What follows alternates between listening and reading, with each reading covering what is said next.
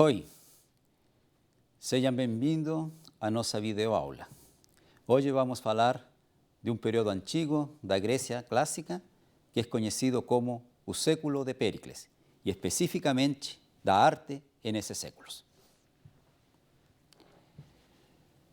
O nascimento da filosofia clássica se dá em um contexto bem específico dentro da antiguidade da Grécia. É o que nós conhecemos como o século de Péricles. O século de Péricles comienza con la derrota do exército persa por los griegos na Batalha de Micale en 479 a.C. y finaliza con la derrota dos griegos por los macedonios na Batalla de Queroneia en 338 a.C. Bom, fue en este século, conocido como século de Péricles, que va a nacer a filosofía clásica. Fue un periodo de mayor gloria y desenvolvimiento en la Grecia antigua. En ese século hubo importante avance en varias disciplinas, especialmente en la medicina, na arte, na arquitectura, na geometría, na literatura y, como veremos de aquí a poco, también na filosofía. O século de Péricles, então, é o contexto político-cultural no qual nasce a filosofía clásica. Sin ese desenvolvimiento que va a ter ese século, posiblemente a filosofía clásica no teria tido lugar. Y vamos a comenzar entonces específicamente nuestro tema que vamos a tratar en esta videoaula, que es a arte grega. Todos nós debemos conocer arte, ¿no es? A mayoría debe ter asistido a museos, vemos esculturas. Bom, a maioria das coisas que nós conhecemos hoje como arte, de alguma maneira tem sua raiz e são inspiradas na arte grega. Vejamos primeiro algo introdutório. Antes da filosofia clássica, vamos a ter o período conhecido como filosofia pré-socrática. Na filosofia pré-socrática, os grandes problemas que os filósofos van a enfrentar, van a pensar, van a desenvolver, es o estudio dos principios, o sea, dónde se origina un mundo, cuál es la origen de un mundo, por ejemplo, a agua, o ar, más también el problema del movimiento. El problema del movimiento es por qué las cosas se mueven, por qué no está todo parado, o contrario, ¿será que está todo parado y un movimiento es pura ilusión? Más profundamente, el problema de un movimiento consiste en saber o qué es o que permanece por trás das mudanzas. O sea, algo fica, algo muda. Entonces, o que continúa siendo o mesmo a pesar das mudanzas. Y, lógicamente, en este século de Péricles, entonces, se va a desenvolver a filosofía, y a filosofía presocrática va a ser superada por esta otra filosofía que se conoce como filosofía clásica. ¿Cuál va a ser la grande mudanza entre la filosofía presocrática y la filosofía clásica? Lembremos, la filosofía presocrática tiene su preocupación, los grandes problemas que podríamos llamar problemas cosmológicos, el movimiento, las orígenes. Y la filosofía clásica ahora va a voltar todo seu interesse para o ser humano, não é? Ou seja, o ser humano será o grande tema desta filosofia. Os grandes problemas cosmológicos, de alguma maneira, serão deixados um pouquinho de lado e o interesse da filosofia vai se centrar no ser humano. O grande filósofo deste período, não? E praticamente quem vai a fazer isto, de voltar a filosofia para ser humano, vai ser Sócrates. Bem, a arte grega. No século V a.C., a Grecia dá uma virada, pois é o século de Péricles, como acabamos de ver, não é? É uma época de grande esplendor. Os gregos habían derrotado o exército persa na Batalha de Maratona, Salamina e Micale, e isso vai dar a Grecia uma nova dimensão do poder, grandiosidade e capacidade criadora. Não é? Eles agora, Grecia era um país vencedor, era um estado vencedor. As imágenes dos griegos derrotando aos persas, van a ficar por muito tempo dentro da memória deles. Esto va a ser cantado en poemas, muitos historiadores van a relatar estos fatos, não é? Então, o fato da Grécia ter sido victoriosa e ter tido un momento de gloria, va a ser una fonte de inspiración para todo o que virá después, especialmente na arte. Y no só na arte, como ya vimos, también na medicina, na geometría, na literatura y na filosofía. Vejamos a arte grega então. É um novo momento da cultura grega. No significa que antes do século de Péricles no existía arte. Claro que existía. El arte prácticamente existe desde que los seres humanos están en la faz de la Tierra. Mas a arte, con la cualidad y las características del periodo del século de Péricles, hasta ahora no existía, ¿no es? Será un momento donde de fato las artes tendrán un avance cualitativo muy grande. Una de las características que va a tener este momento, al igual que la filosofía, va a deixar a grandiosidade do cosmos, dos problemas cosmológicos, para dedicarse específicamente ao ser humano, aos problemas humanos. Também a arte vai ter esse tipo de preocupação, não é? A arte, por exemplo, pensemos no Egipto, as grandes pirâmides, na Babilônia, os grandes templos. Essa grandiosidade na arte será esquecida um pouquinho e também os artistas vão se centrar no ser humano. Vamos a ver de aquí a poco como a maioria dos artistas van a ter como inspiração para suas esculturas precisamente o corpo humano. Haverá muitas esculturas de homens, mulheres, deusas, nas quais o corpo humano é esculpido e é retratado em esculturas.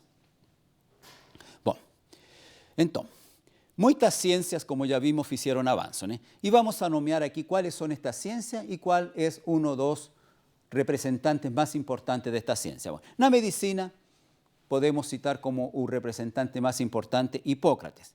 Na história, Heródoto.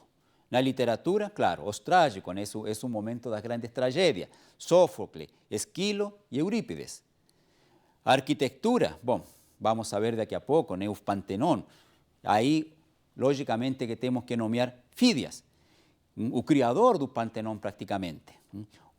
O Panteón é o templo dedicado a Atenas Parthenos, né? Atenas a Virgem. Lembremos que Parthenos em grego significa precisamente virgem. É um templo maravilhoso desde a perspectiva arquitectônica. Tem 8 columnas na frente, 16 laterales, de 11 metros de altura, né? Com suas restas horizontales ligeiramente curvas. É muito bonito ver as colunas do Panteón, porque embora elas pareçam ser horizontales, elas têm uma pequena curvatura que les dá uma elegância e uma perspectiva muito bela e grandiosa, não é? En ese contexto, entonces, en este contexto de Hipócrates, de Heródoto, de Sófrates, Esquilo, Eurípides, ¿né? De Fídias, que van a ser a filosofía, van a ser y se va a desenvolver a filosofía clásica. Bom, se vamos a falar da arte grega, vamos a fazer uma pequena distinção entre duas linhas da arte grega. Na grega vamos a ter uma arte que podemos chamar de arte dórica e outra linha que pode ser chamada de arte jónica. Vejamos qué significan estas dos cosas. Esto que voy a falar agora es de un libro de un profesor llamado Guzmán y que escribe precisamente sobre este tema. O lado jónico da Grecia representaba un tipo de hombre más refinado, intelectual, cultivado y creativo. ¿No es? Ese era el lado jónico. Por un lado dórico, representaba otro modelo de hombre, disciplinado, austero y más dado a guerra. A arquitectura dio conta de estos dualismos de manera bastante evidente. O sea, do lado jónico, refinado, intelectual, cultivado, de una sensibilidad mayor, ¿no es? Y un lado dórico. Un lado dórico va a representar un hombre disciplinado, austero y más dado a guerra. As órdenes que tenían la misión de estructurar a ornamentación de seus edifícios va a diferir claramente. O sea, cuando vemos na Grecia un templo dórico y un templo jónico, son claras las diferencias que van a tener entre ellos. Bom, entonces vamos a ver con un poco más de detalle las características de estas dos órdenes, a orden dórica y a orden jónica. A orden dórica se caracterizaba por seu vigor e matematicidade. As estrias da columna, o arquitrave, o friso com friglifos que faziam jogo com as estrias e finalmente a cornilla formavam a melhor expressão da solidez e austeridade do mundo dórico. A arte jónica, por sua vez, era sensível e exuberante. Aqui podemos ver uma figura representada as duas artes. Do lado de acá temos a arte dórica. Podemos ver que parece más forte, é más austera.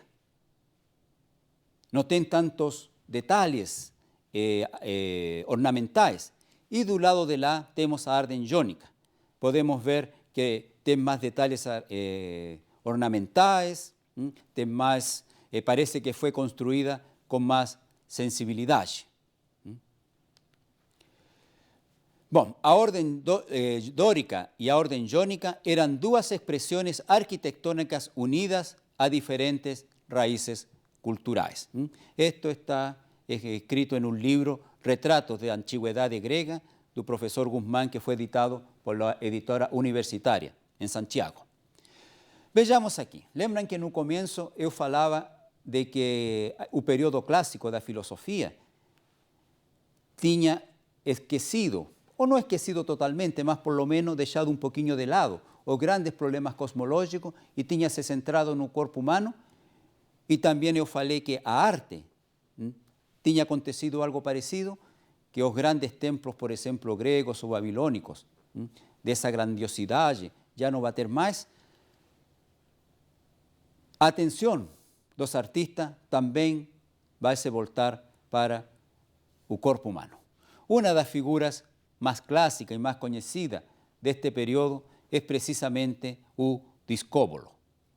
Si vocês veem aí, é uma figura muito bela, representa um homem que está na atitude de um atleta que está na atitude de lançar um disco.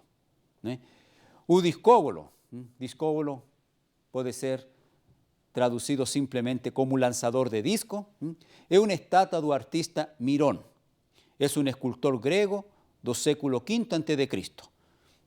Mirón va a nacer en Eleutras. Una de las características más sorprendentes de esta obra es que parece ter sido feita en un momento exacto en que el atleta va a lanzar un disco.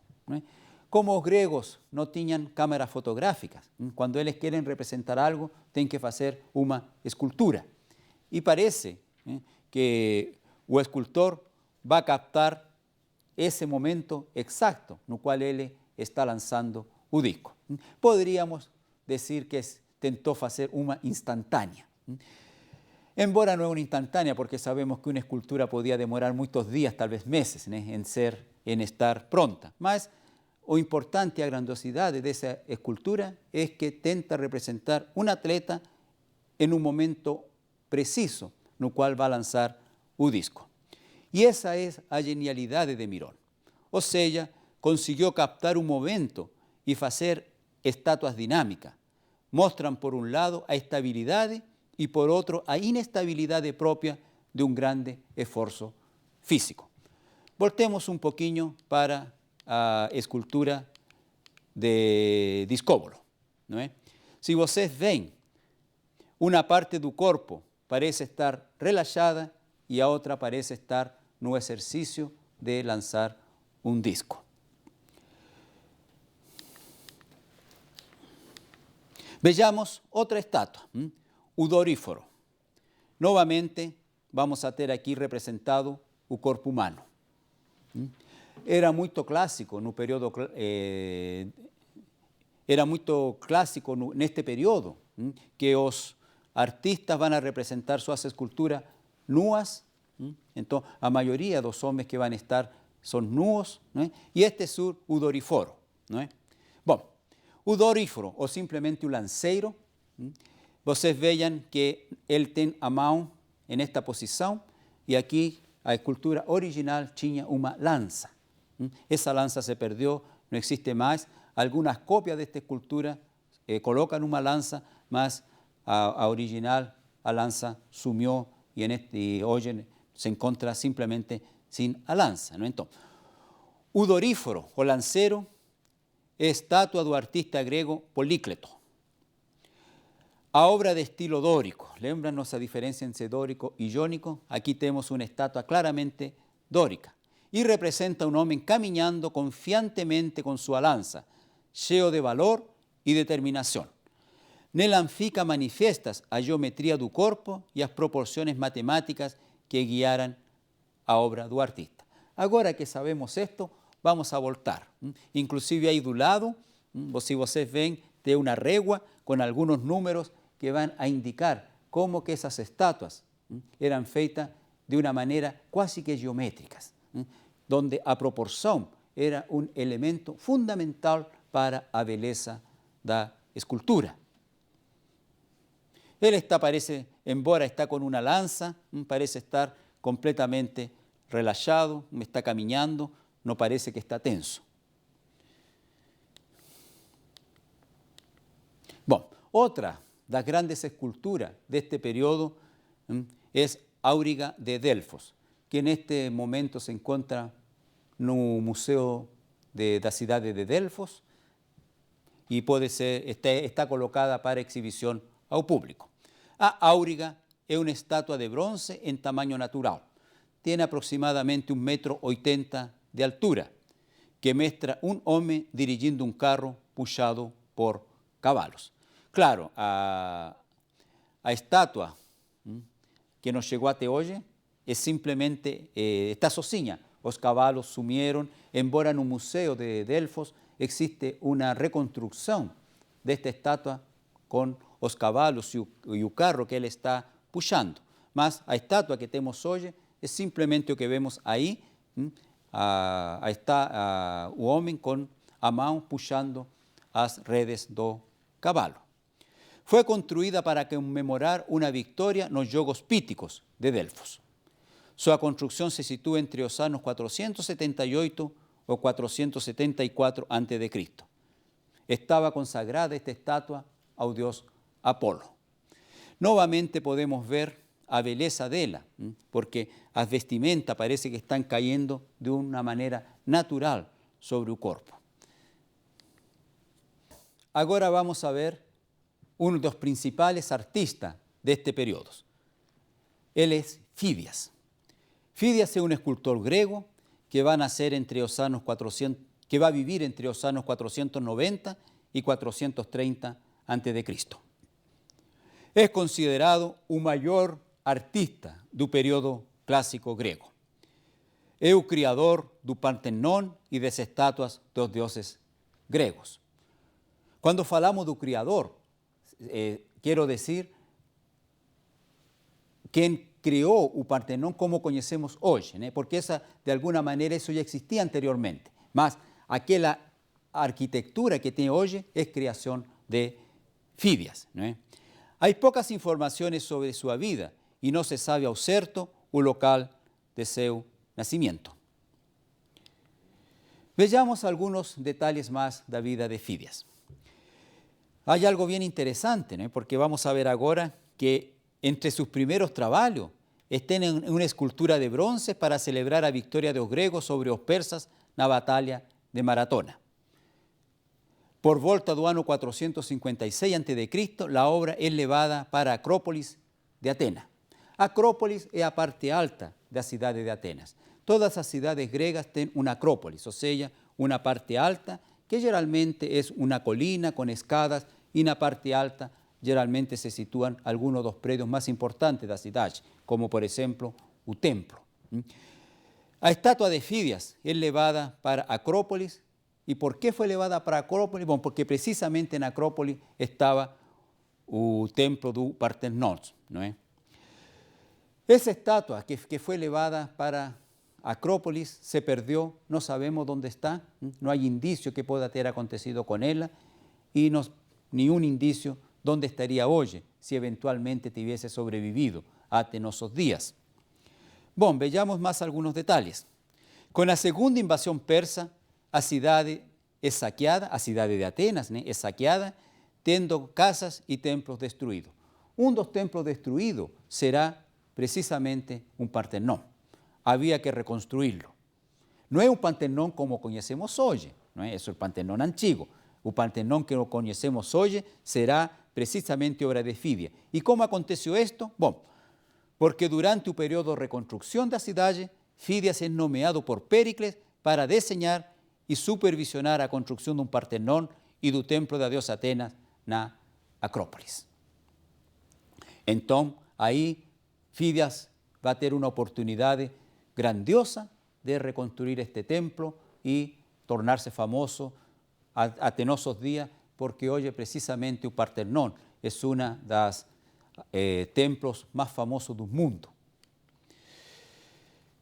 Bueno, en 438 Fidias ejecuta estatua de Atenas, feita de oro y marfil, y 92 esculturas en relevo, usadas como friso a lo longo de los muros de Acrópolis.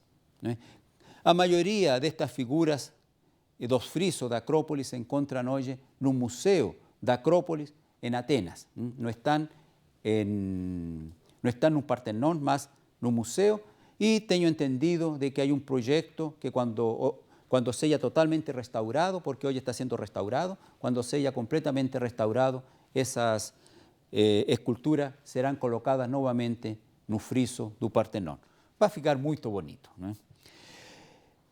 Bueno, Fidias tuvo momentos de gloria, mas también va a tener momentos de no tanta gloria. Y uno de esos momentos es que el escultor es acusado de heresía por colocar su retrato y el de Péricles en las puertas del templo de la ciudad. El pueblo no gustó que él colocase su propia escultura, un retrato de él con un retrato de Péricles en el centro de la ciudad, de un lado dos dioses, y fue acusado entonces de heresía. Hay versiones diferentes, ¿no es?, cómo termina Fidias su vida. Algunas afirman que su muerte ocurre en la prisión, otros dicen que él consigue fugir para Olimpia, donde morre después de construir estatua de Zeus, una de las 7 maravillas del mundo antiguo. Lamentablemente también esta estatua de Zeus se perdió, no se encuentra hoy. Bueno, eu falei de un Partenón, ¿no es?, que era la principal obra de Fidia.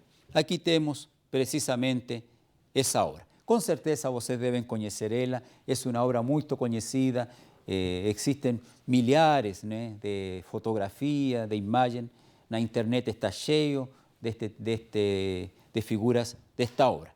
Es con certeza es uno de los templos más famosos de la historia de la humanidad. Aquí lo tenemos, ¿no? Embora Fidias o proyectó, ¿no?, quien lo construye, digamos, constructor, va a ser Ictinos y Calícrates, entre los años 448 y 437. Fidias va a ser el supervisor de la obra, él es quien tiene la cabeza, o que va a ser construido, sea el proyecto, quien diseña el proyecto, más los constructores serán los arquitectos Ictinos y Calícrates. Bueno, veamos algunos detalles de esta obra fantástica, ¿no?, que es el Partenón. Como ya falei, la principal creación de Fidias será el Partenón. La edificación había sido destruida por los persas en el año 480 a.C., como ya falei anteriormente, y Péricles encargó a Fidias la misión de reconstruirla. Fidias no es el creador del Partenón, digamos, a partir de cero. Él encuentra el antiguo templo destruido y él tendrá que proyectar sobre esa destrucción un nuevo templo, ¿no es? El Partenón es la grande obra de Péricles. Cuando falo obra de Péricles, significa que él va a encargar, no significa que Péricles va a construir esta obra. Sabemos que él encargó Fidias para hacerlo. Y es el legado más grandioso y duradero de Fidias, ¿no es? Entonces, Péricles, que es un general, un estadista, un hombre, un gobernante, muchos ateos consideran un rey, ¿no es? Él va a encarregar Fidias y con eso él está construyendo un legado bastante duradouro que va a llegar prácticamente a Tenosos días, ¿no es? Fidias entonces será o encarregado de construir o reconstruir y supervisionar o trabalho. Então, vamos a resumir brevemente o que tenho dito sobre este Partenón. Dois arquitectos foram convocados para construir ele, Ictinos y Calícrates. Las obras acontecerán entre los años 448 y 437. O Partenón fue edificado na rocha da Acrópolis. A Acrópolis é essa parte alta que até hoje pode ser visitada em Atenas, não é? Isto é na parte alta da cidade.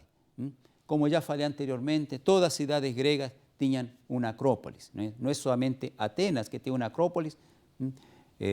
Todas as cidades vão ter esta parte alta, onde vão estar os edifícios mais importantes e geralmente o edifício mais importante vai ser o templo e o palácio do rei.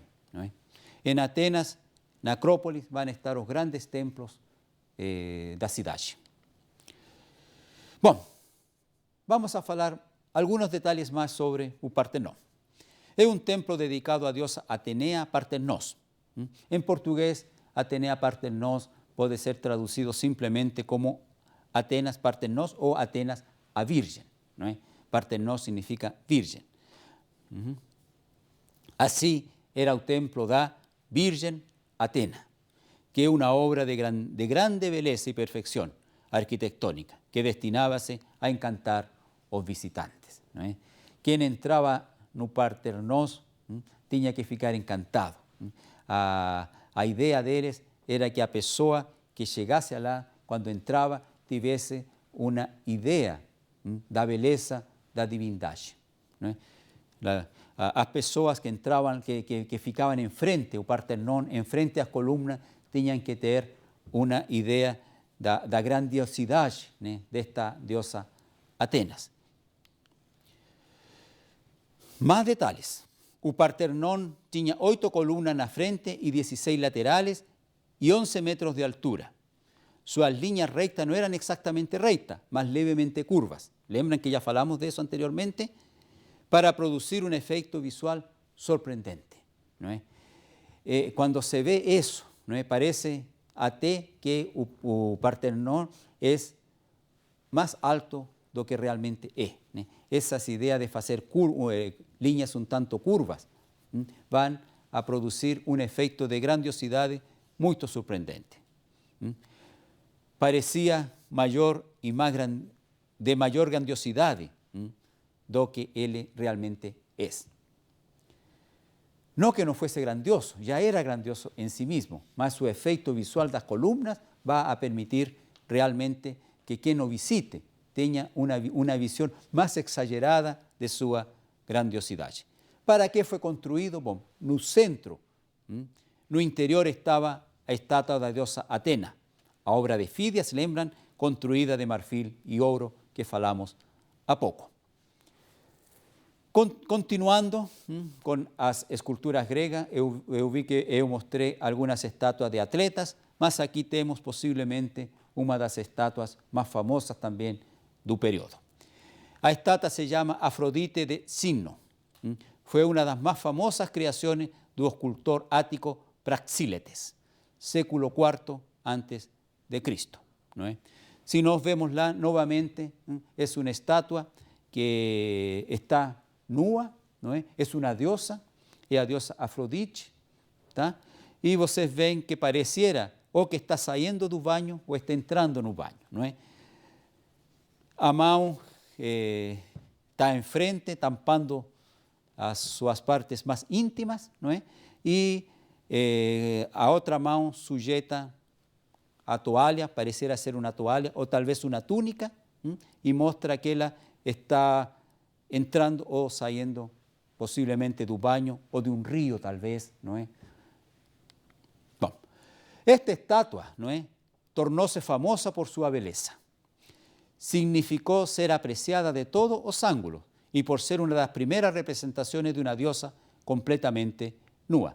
Si nos vemos esta estatua, ¿no es? Quien observaba a ella podía olear ella dando vueltas y observar por primera vez en la historia una diosa completamente nua y que podía ser vista de cualquier ángulo, de atrás, de frente, ¿no es? Y eso, como dicen los historiadores, causó grande admiración y fueron multitudes que querían ver esta diosa, ¿no es? Bueno, ella se despió cuando se preparó para un baño, dejando a ropaje en la mano izquierda, en cuanto modestamente escondía su genitalia con la mano derecha. Esa es la interpretación más clásica y más conocida de esta estatua de Afrodite, ¿no es? Más lo importante, que marca un hito dentro de la arte griega, es que vamos a tener Afrodite, la estatua de la diosa, completamente nua, ¿no es? Y eso va a marcar, va a servir de modelo para muchas estatuas de la diosa Afrodite que serán feitas posteriormente. Vamos a hablar un poquinho más de Praxíteles. Praxíteles esculpió dos figuras que colocó a venda en un mismo tiempo. Una de ellas estaba vestida y por esa razón fue escolhida pelo povo de Kos, que tenía el derecho de hacer una oferta, embora ambas esculturas custasen un mismo precio. Hicieron eso porque consideraron a única forma decente y digna de acción. La estatua que les recusaron fue comprada pelo povo de Cnido y adquirió una reputación inmensamente superior. Conclusión, los griegos definieron o que entenderían por arte los próximos 2500 años, ¿no? Cuando cuando Praxíteles va a colocar dos estatuas de la diosa, una vestida y una con ropa, una nua y otra con ropa, y cuando los griegos van a optar por la diosa nua, entonces estaban haciendo una opción que va a durar hasta hoy, ¿no? A mayoría de las esculturas griegas que conocemos hoy, de la diosa Afrodite, las más famosas por lo menos, está ella, si no completamente nua, prácticamente sin ropa, ¿no? Bueno, esta fue nuestra aula sobre arte griega. Espero que tengan disfrutado y nos veremos ya en una nueva videoaula.